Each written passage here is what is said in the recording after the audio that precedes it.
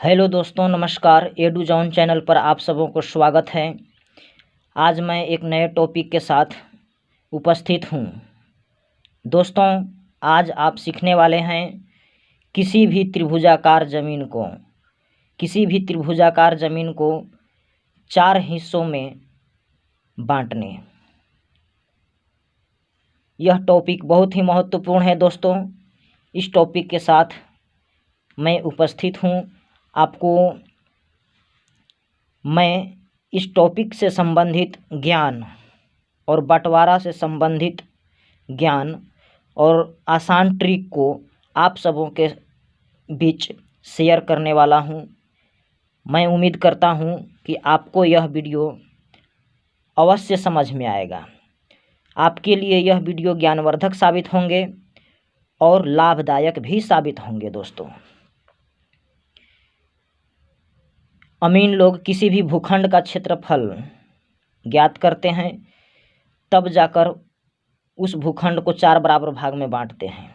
लेकिन मैं आज जो इस ट्रिक को मैं बताऊंगा, बिना क्षेत्रफल ज्ञात किए भी आप इस त्रिभुजाकार ज़मीन को 4 बराबर भाग में बहुत आसान तरीक़ा से बांट सकते हैं। ऐसे भी माना जाता है कि त्रिभुजाकार ज़मीन को 4 बराबर भाग में बांटना बहुत कठिन है दोस्तों, लेकिन मैं आपको बिल्कुल आसान ढंग से बताऊंगा। मैं आशा करता हूं कि आप ऐसा ट्रिक नहीं जानते होंगे।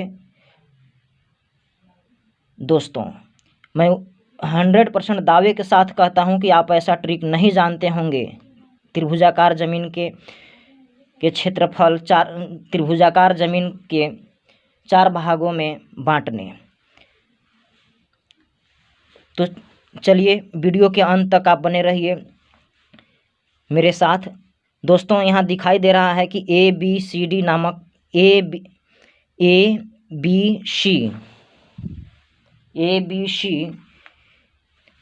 कोई भूखंड है, त्रिभुजाकार भूखंड है दोस्तों।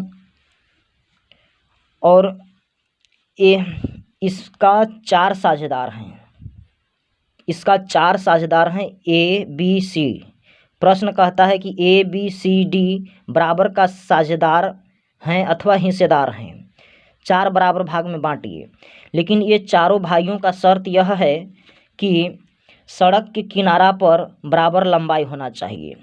इन चारों भाइयों का कहना है कि सड़क के किनारे पर जो लंबाई है वह कम बेसी नहीं हो सकता है। वहाँ सड़क के किनारे चारों भाइयों को बराबर लंबाई चाहिए दोस्तों, बराबर चौड़ाई चाहिए, किसी को कम न किसी को ज़्यादा। तो चलिए दोस्तों, हम मान लीजिए कि आप इस भूखंड को बांटने गए हैं, आप अमीन हैं और बांटने गए हैं। तो सबसे पहले रोड साइड के किनारा को आप चैन चलाकर मापी कीजिएगा। तो मैंने जब इसको मापी किया तो 320 कड़ी आए दोस्तों। अर्थात त्रिभुज की आधार की मैं बात करूं, त्रिभुज का आधार की लंबाई दोस्तों, त्रिभुज की आधार की लंबाई 320 कड़ी आ रहे हैं। 320 कड़ी आ रहे हैं, या आप कह सकते हैं 3 जरीब 20 कड़ी। 3 जरीब 20 कड़ी कह सकते हैं दोस्तों। 3 जरीब 20 कड़ी निकल कर आया। 3 जरीब 20 कड़ी दोस्तों। तो सबसे पहले बंटवारा करने के लिए दोस्तों एक्चुअल क्षेत्रफल ज्ञात करना कोई ज़रूरी नहीं है। औसत क्षेत्रफल से भी काम चल सकता है। एक्चुअल क्षेत्रफल वहाँ ज्ञात किया जाता है जहाँ भूमि की क्रय विक्रय के मामला हो, या कहीं पेचीदा मामला हो, या एक व्यक्ति का ज़मीन दूसरा व्यक्ति में निकल रहा है या घट बढ़ रहा है, तो उस स्थिति में एक्चुअल क्षेत्रफल ज्ञात किया जाता है, या क्रय विक्रय के मामले में। आप बंटवारा करने गए हैं, सिर्फ ज़मीन को 4 भाग में बांट देना है, बराबर कर देना है, तो वहाँ औसत क्षेत्रफल भी आप ज्ञात कर सकते हैं। तो इसलिए मैं यहाँ त्रिभुज का क्षेत्रफल ज्ञात करूँगा। तो जब आप ज़मीन पर जाइएगा दोस्तों, तो यहाँ से यहाँ चैन चला कर इसकी लंबाई देख लेना होगा। इसके बाद इस त्रिभुज की ऊंचाई आप लेना होगा दोस्तों। तो जब मैंने ए से बी तक चैन चलाया, यहाँ सीधा 90 डिग्री पर आना होगा। तो यहाँ तक की ऊंचाई जो है दोस्तों, ऊंचाई ये 100 कड़ी मिल रहा है मुझे, 100 कड़ी मिल रहे हैं दोस्तों, अर्थात 1 जरीब। तो त्रिभुज की ऊंचाई आप ले लीजिए, त्रिभुज की ऊंचाई बराबर, त्रिभुज की ऊंचाई हो जाएगा दोस्तों h बराबर 100 कड़ी, अर्थात यह हो जाएगा आपको 1 जरीब दोस्तों। 1 जरीब के बराबर 1 जरीब मुझे प्राप्त हो रहे हैं। अब इसका क्षेत्रफल ज्ञात कीजिएगा दोस्तों। तो क्षेत्रफल मैं औसत फार्मूला लगा रहा हूं दोस्तों, हीरोन का सूत्र से यहाँ क्षेत्रफल मैं नहीं ज्ञात कर रहा हूं, क्योंकि औसत क्षेत्रफल से ही मुझे काम चल जाएंगे। तो 1/2 आधार गुने ऊंचाई ले लीजिए। तो आधार की यहाँ है दोस्तों 1/2, आधार है 320 और ऊंचाई है 100 कड़ी दोस्तों। तो 2 से इसको डिवाइड कर दीजिएगा 100 को, तो 50 आ जाएगा। अब इसको 320 गुणे जब 50 आप कीजिएगा दोस्तों, तो आपको 16,000 आएंगे दोस्तों। 16,000 वर्ग कड़ी क्षेत्रफल प्राप्त हो रहे हैं। तो इस प्रत्येक भाई को कितना हिस्सा मिलेगा दोस्तों? तो प्रत्येक भाइयों का हिस्सा मिलेगा, कितना दीजिएगा दोस्तों? तो प्रत्येक भाइयों को जो हिस्सा मिलेगा वह हो जाएगा। उसको ज्ञात करने के लिए मैं टोटल एरिया में त्रिभुज के टोटल जो क्षेत्रफल आ रहे हैं मुझे, औसत क्षेत्रफल, मैं करेक्ट उचित क्षेत्रफल एक्चुअल क्षेत्रफल तो नहीं कह सकता हूँ, क्योंकि ये सूत्र 1/2 आधार गुने ऊंचाई लगाए हैं दोस्तों। यदि हीरोन का सूत्र का प्रयोग हमने यहाँ करता तो एक्चुअल क्षेत्रफल आता, लेकिन ये थोड़ा सा कोई मायने नहीं रखता, थोड़ा बहुत 2, 4, 5 वर्ग कड़ी के आगे पीछे आएंगे, लेकिन बंटवारा में ये चलता है। क्रय विक्रय के मामला में ये सूत्र नहीं चलेगा। इस सूत्र के माध्यम से क्षेत्रफल औसत नहीं निकालेंगे। तो यहाँ 4 से जब आप डिवाइड कीजिएगा दोस्तों, तो पहले 4 से डिवाइड कीजिएगा दोस्तों, तो यह 4,000 वर्ग कड़ी हो जाएंगे, 4,000 वर्ग कड़ी हो जाएंगे दोस्तों। तो प्रत्येक भाई का क्षेत्रफल हो जाए, इसको डिसमिल में कन्वर्ट करना चाहते हैं 4,000 को, तो 1,000 से भाग दे दीजिए। 1,000 से जब आप भाग दीजिएगा तो 4 डिसमिल आ जाएगा दोस्तों। 3 0 से 3 0 कट जाएंगे और यहाँ 4 बच गया, तो 4 डिसमिल हो गया दोस्तों। तो प्रत्येक भाई को 4 डिसमिल दीजिएगा हिस्सा, प्रत्येक भाइयों का हिस्सा 4 डिसमिल होगा दोस्तों। और रह गई बात टोटल त्रिभुजाकार जमीन का टोटल क्षेत्रफल, तो 16,000 वर्ग कड़ी है दोस्तों। तो 16,000 में 1,000 से भाग दे दीजिएगा तो 16 आ जाएगा। 16,000 को 1,000 से भाग दीजिएगा तो 16 आ जाएगा। 16 डिसमिल ये टोटल त्रिभुज का क्षेत्रफल है दोस्तों। त्रिभुजाकार भूखंड का क्षेत्रफल 16 डिसमिल है और प्रत्येक भाई को 4-4 डिसमिल मिलेंगे। चलिए अब बंटवारा कैसे कीजिएगा दोस्तों, तो देखिए, तो बंटवारा के लिए आपको कुछ नहीं करना है दोस्तों। सबसे पहले फ्रंट को बराबर कर दीजिए। फ्रंट को बराबर करने के लिए आप देखिए कि फ्रंट की लंबाई कितना है। सड़क किनारा जो है, सड़क के किनारा जो है, सड़क पर लंबाई कितना है दोस्तों? सड़क के किनारे लंबाई 320 कड़ी है। तो 4 भाई को देना है, इसलिए 4 से आप डिवाइड कर दीजिएगा।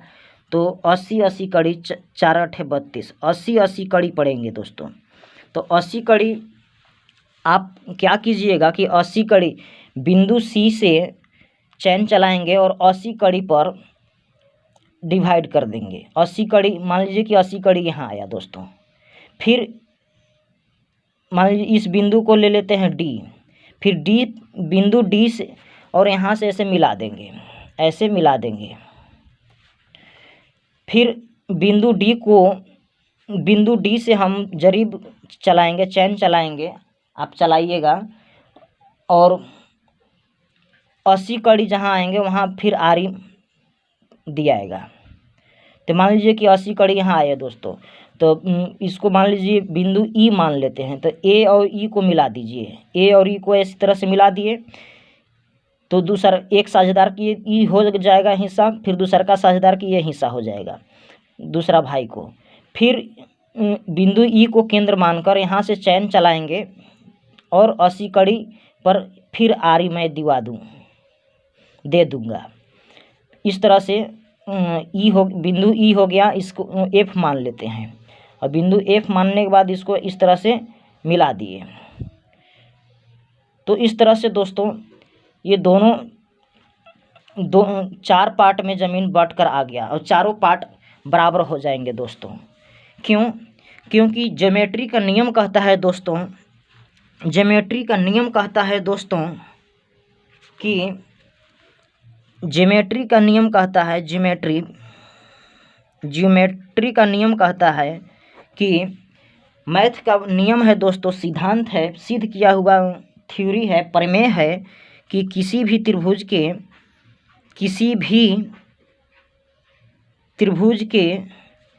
माध्यिका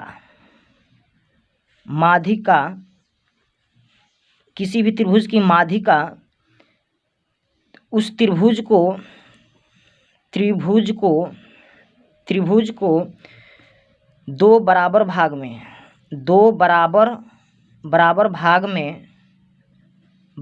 बांटता है दोस्तों।